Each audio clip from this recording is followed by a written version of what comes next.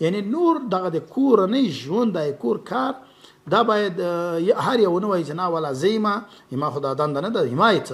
بلکې دا کور چې مختزي دا په تفاهم او همکاري سره مختزي د غواګانو ساتل واقعا سخت کار ده سخت مونږ کلی کې درلودل هغه کې کلیوالي ژوند هم چې اوس لا ډېر کل نه کېږي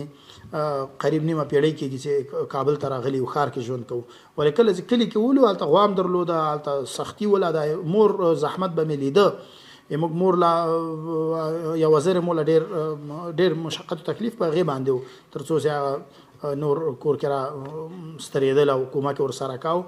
نو چې ګورو هغه وختونه را په یاد کېږي چې موږ واړه هم ولو ډېر یو لوی زحمت او تکلیف یا به وروستو کلونو کې خو بیا هغه یاداشت هم لږ هغه عمر هم ډېر څه یاداشت هم را نو د غوا ساتل ډېر سخت کار ده په دې کې باید نارینه هم خپل سهم ولري زنانه هم سهم ولري دواړه مشترکه توګه سره سهم ولري تر دې دا مشکل حل شي مهرباني وکړئ مولوي صاحب ما ذهن مې ډېر کمزوری دی او دوه فکر اوسئ ذهن کمزوري لپاره درته وایم درته وایم خبرونه واوره درته وایم نو دا باید د کور کار مشترک وسی همدا رقم بل پښتنه وسوله دغه د شوال د شپږ ورځو د روزي دا سنت روزي دي دا سنت دي مستحب دي البته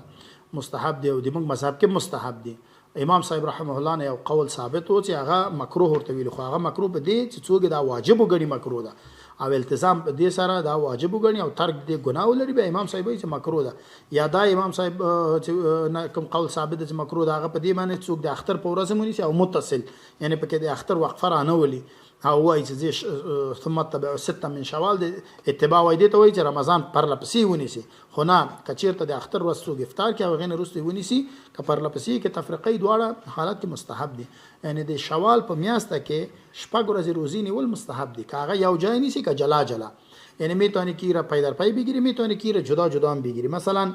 امروز 9 شوال از روز دوشنبه است اگه امروز هم کسی گرفته میتونست مستحب بود پنجشنبه ایش بگیره با 3 روز ایام 20 بگیره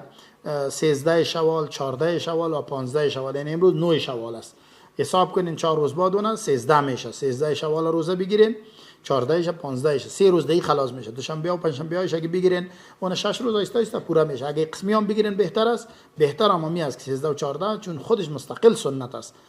13 شوال 14 و 15 هر ماه قمری سنت است شوال هم سنت است دیگه شما اگه میتونین که پنجشنبه پیشروی روزه بگیرین باز که بعد از پنجشنبه که 11 شوال تقریبا میاد پنجشنبه 12 شوال میاد جمعه و شنبه و یکشنبه تا دوشنبه ش بگیرین که هم 6 روز شوال پوره شه و هم همین هفته مکمل بیاد دیگه از خاطر میتونه که شما از یکی شوال استفاده کنین از روزه های سنتی اجر و ثواب داره و در ډیر ثواب لري همدا رقم برای مسلمانای مظلوم و مستضعف غزا هم زیاد دعا کنید در وقت روزه‌داری تان در دیگه وقتا در وقت نمازایتان برای برادرای مهاجرین که آمدن در از اینا هم دعا کنین که الله رب العزت مشکلاتشان حل کنه و بخیر بسیار سخت است که یک نفر از خانه و کاشانه همه بیرون پرته که برای و به عزتی هم باز پرته مهربانی وکي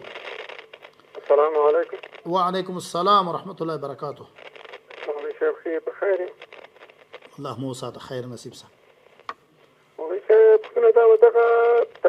طریقه اسقاط دغه قرآن شریف کې پیسې دي دا دوره کوي دغه څنګه دغه روا ده که ناروا ده چا کړی پیغمبر علیه السلام کړی دا حضرت عمر صاحب کړی هغه کړی حیله اسقاط صحیح حدیث هغه کس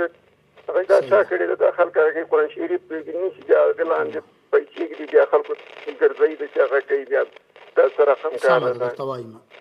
خبرونه یې واوره درته وایم